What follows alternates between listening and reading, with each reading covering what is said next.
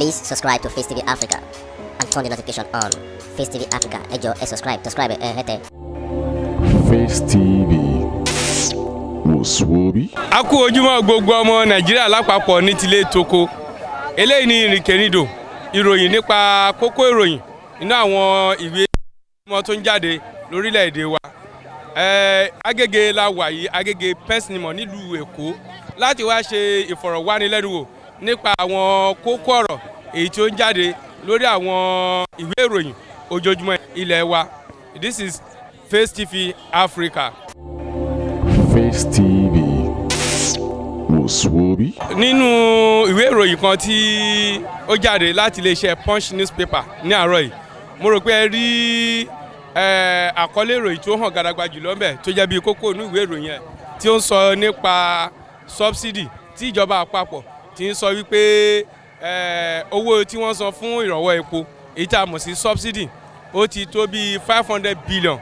Bákan náà tí àwọn iléeṣẹ́ tí ó ń fọ epo tí a mọ̀ sí NNPC ń sọ wípé bó ti wù kórí náà àwọn ò lè fi owó kún owó epo. Kí lẹ rí sí kókó ìwé ìròyìn yìí?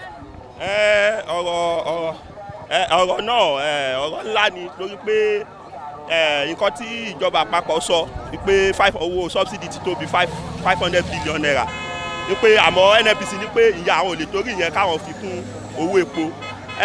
Actually a máa sọ pé a máa fi àní sọ pé a máa gbàgbọ́ nínú NNPC ní nǹkan tó sọ wípé ó ní fowó kún owó epo. Torí pé tí wọ́n yẹn tẹ́ wa lọ́rùn.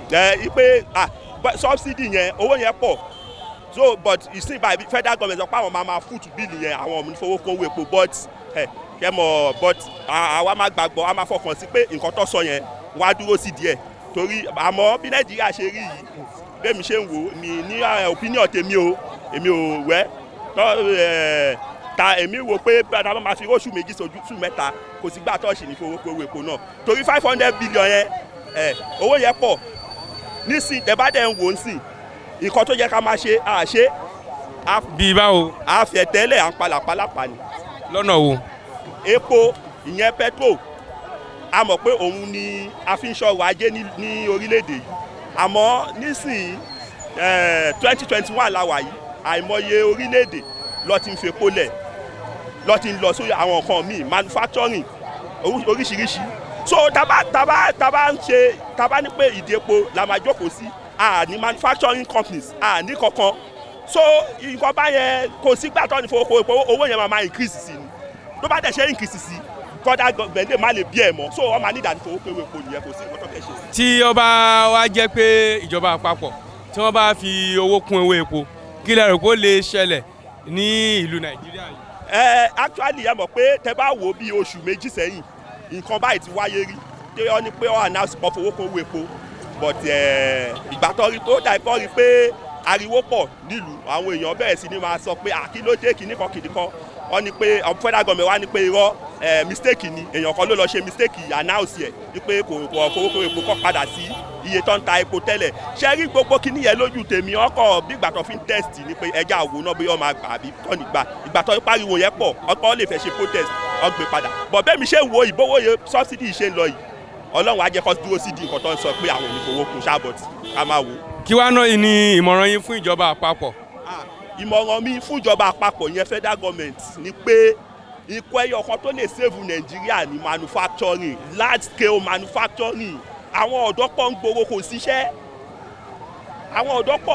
síṣẹ́ kò sí kankan large scale manufacturing àwọn back of industry ẹ fọwọ́ síta fáwọn èèyàn kó máa ṣe manufacturing kó máa ṣe industry káwọn ọmọ lè ríṣẹ́ nǹkan tó lè gbà wá nìyẹn ìdí epo tá lọ́jọ́ kò sí kò lè gbà wá kò lè sọ wá ó kàn máa mú ìdàrúdàpọ̀ wá ní manufacturing large scale manufacturing ibi tí èmi rò pé opinion tèmi rò pé àti lè jàjàbọ́ nìyẹn ẹ wo China kò sí nǹkan kan kò sí yàtọ̀ láàrin àwa ti China manufacturing ló gbé wọn ẹ wo tó wà lẹ́nu.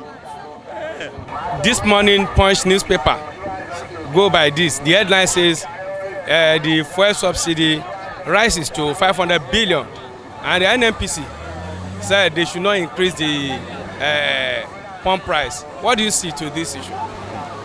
What I can just say about this issue is that I can say that the federal government are not doing well at all.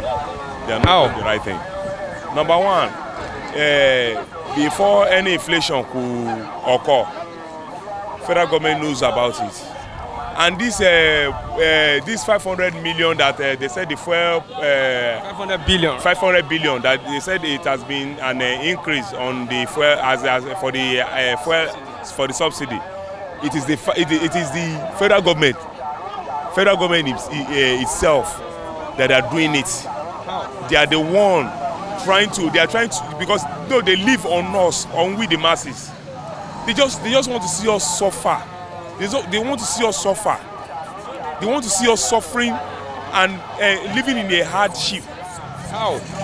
Because you can't expect because they are trying to extort money from us. Because they want to extort money from us does not mean that you should not be increasing this kind of fuel price for the masses.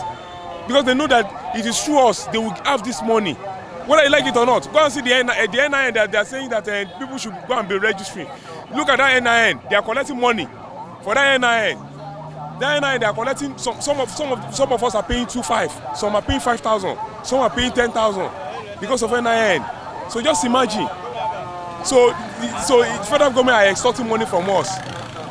So they are not doing us any favor. What is your advice? Well, my advice for them is that they should go and stop all this before the messages catch up. Because the youth of nowadays now, we are wise. Oh. We are very, very wise. Yes, our eyes like this has opened. We are seeing everything. What they are doing. Let them know. Federal government, go and change. Go and change. We are not a fool. Oh.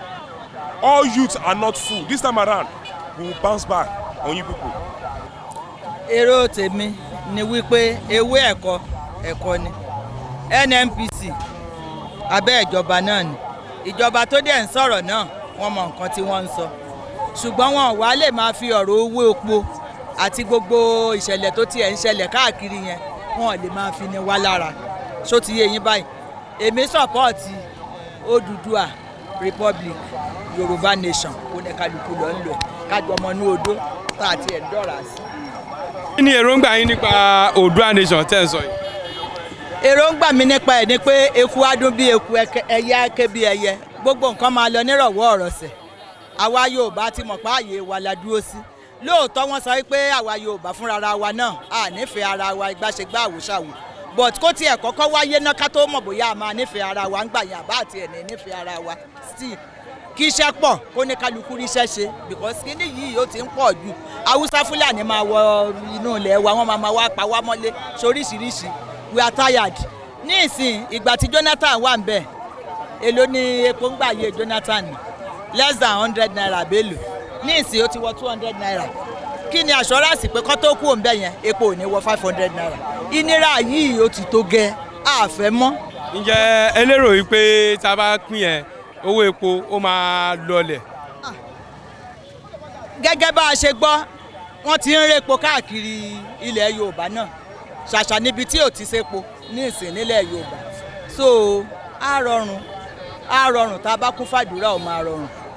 Ṣé ẹ̀gbọ́n ẹ nígbàgbọ́ pé tá a bá kún fàdúrà bẹ́ẹ̀ ṣe sọ yẹn ṣé ẹ nígbàgbọ́ pé Nàìjíríà yìí ṣì máa dà? Ẹ wò Òbé ti kọrin pé Nàìjíríà yìí ṣì máa dùn ó dá mi lójú lọ́lá Olúwa dùn bóyá ni mo wọ 10 years nígbà tó ti kọ́ kàkà kó dùn òun lè sí ni ó ń bàjẹ́ sí ni kò torí ẹ̀dùn kò dùn. Kí wàá ní ìmọ̀ràn yín báyìí? Ìmọ̀ràn wa ni pé Odùduwà Republic Yorùbá Nation. I will not say much about first subsidy. The reason why I'm telling this is that when it comes to first subsidy, during the time of African leaders, they are not telling the followers the truth. That's the problem of African leaders. So first subsidy is not what it started from now. It started from even Ambassador regime. It started from Jonathan regime. So all this is that the problem of black man is telling the followers the truth about the governance. We are the one that let them into the power. So they will tell all the truth about this thing. So I'm talking about sex subsidy because sex subsidy is not a thing that started from now. Federal government are not telling the truth about sex subsidy. It said that 500 billion $100 billion naira about subsidy. During Jonathan regime, they said that Jonathan did not remove subsidy. That's the pretending. But now, what is going on is what all the Nigeria do not understand. So they should tell us the truth. What is going on in subsidy? No, they shouldn't increase it because if they increase it, the suffering will be more higher. Because as for now, people are suffering because of what the later they increased last upper month. People are suffering. People are dying. Hunger is in the land. So they should make things easy for Nigerians. So what is your own advice to the federal government and NNPC? My advice to them is that they shouldn't increase. Instead of that, they should bring it down. My own point of view is this. Like NNPC bá ní kí ìjọba máa fowó kún owó epo. NNPC ló ní ìjọba ló ní NNPC. Both the government, both the federal government and NNPC, all of them know exactly what they were doing. Because as at present moment now, as at this morning, I bought my diesel. More than 260 naira per liter. So, and I've been buying it since February now, 260 per liter. So the essence of the subsidy, more essence of the removing the subsidy, because now you say the subsidy, more and more the fuel is getting more increasing. So the federal government should find something to do about it. So that's to me. My own point of view is that kò sí point upon your subsidy yẹn and bóyá wọn yọ. Now, what is your advice? My own advice is that they should stop the subsidy. So that's my own point of, because there's no any different when you are removing the subsidy and when the subsidy was still in vogue.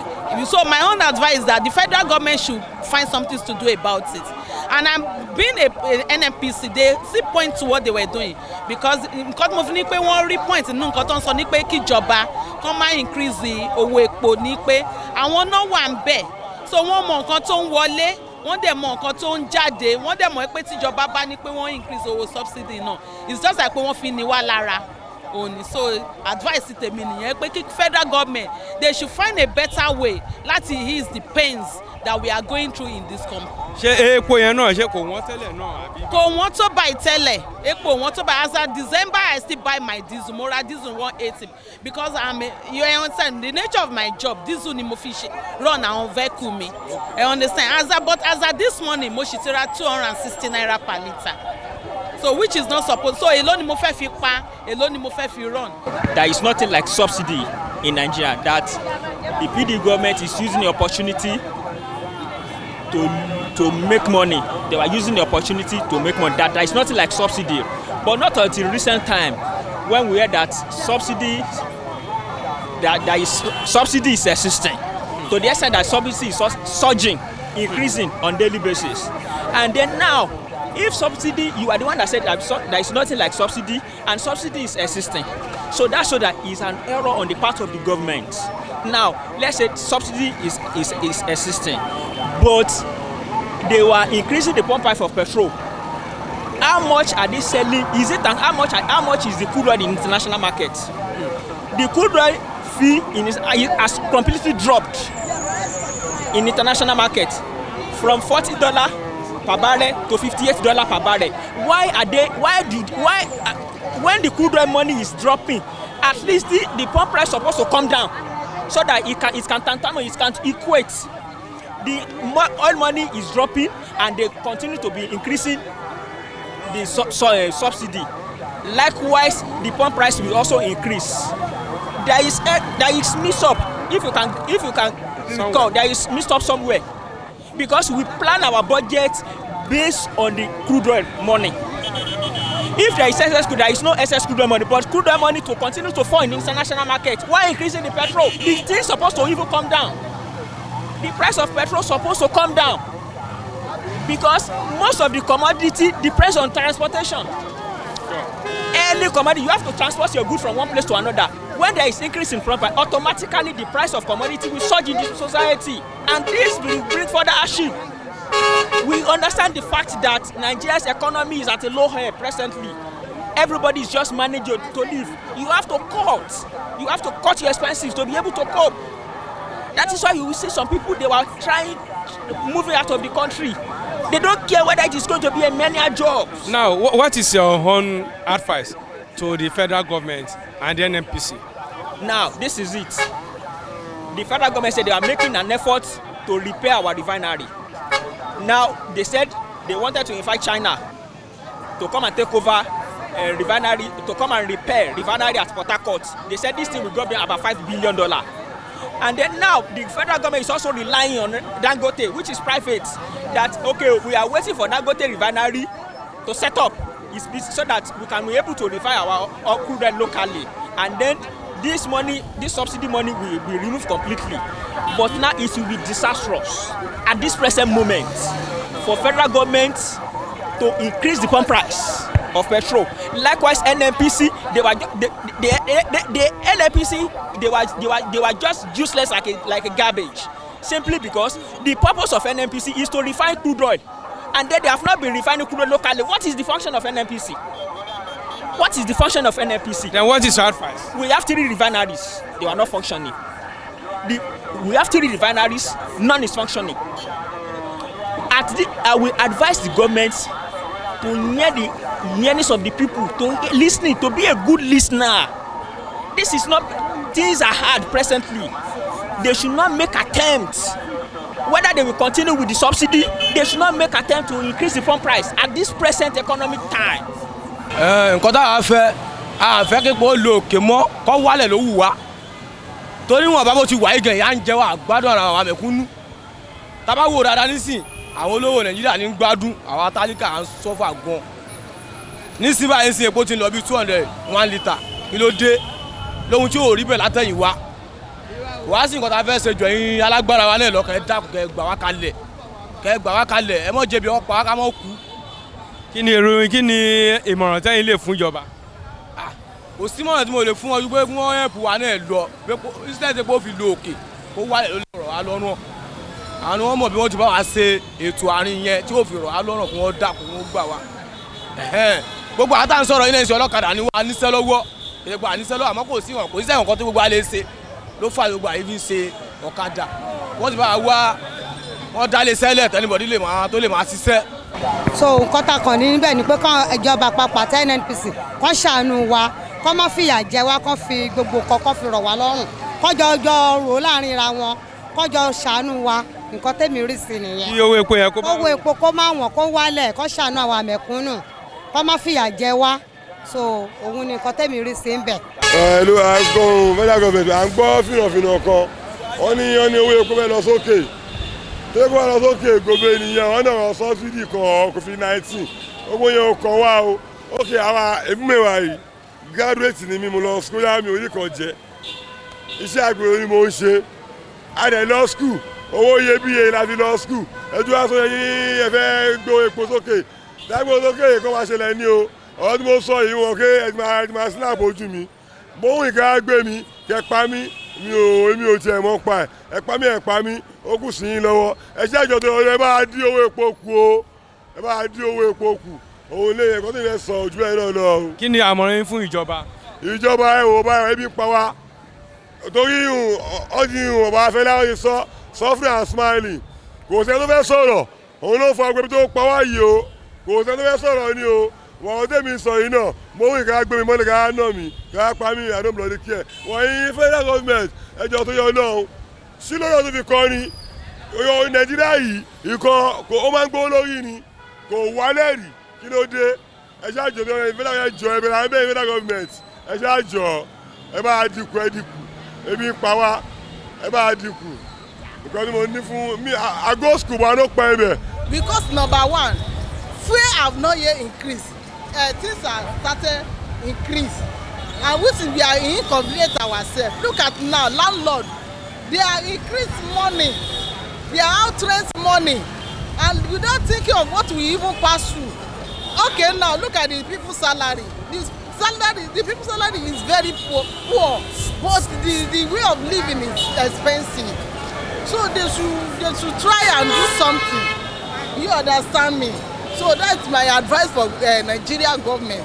You understand? They should leave the selfish interest. We have money in Nigeria.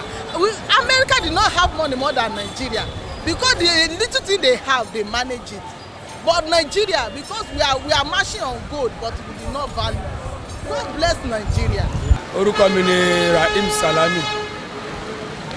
Nǹkan tẹ́mi fẹ́ sọ níbẹ̀ ni pé ọ̀rọ̀ Nàìjíríà yìí ní some months ago mo rí kíní kan lórí Facebook wọ́n ní Nigerian game is not today, it has been long tọ́tí fi wá gba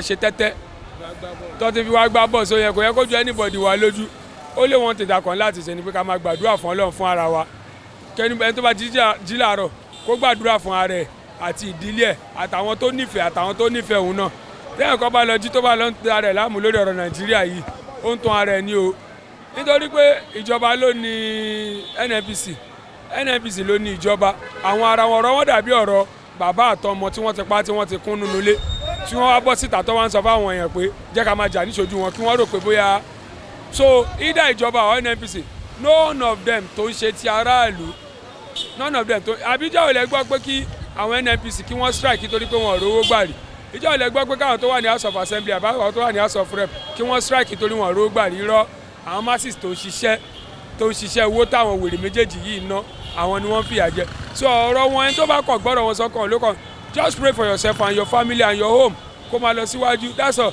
tábà sọ pé tábà ní ká gbè lẹ́yìn ìjọba à ń tọ́ra wa tábà ní ká gbè lẹ́yìn NNPC à ń tọ́ra wa àwọn méjèèjì bàbá àtọmọ àbí ìyàwó àtọkọ àbí mímọ àbí Táyé Kẹ́hìndé ni wọ́n so ọ̀rọ̀ ara wọn jọ yéra wọn so èmi á kọ̀ ọ̀rọ̀ àwọn fellow Nigerians kó ní kálukú wake up in the morning and pray for yourself and your family tó bá ti wà tó bá ti gbàdúrà ẹ̀ máa ṣayé ẹ lọ tó bá gbọ́rọ̀ Nàìjíríà sọ́kàn gbàdá ń yọ ògo.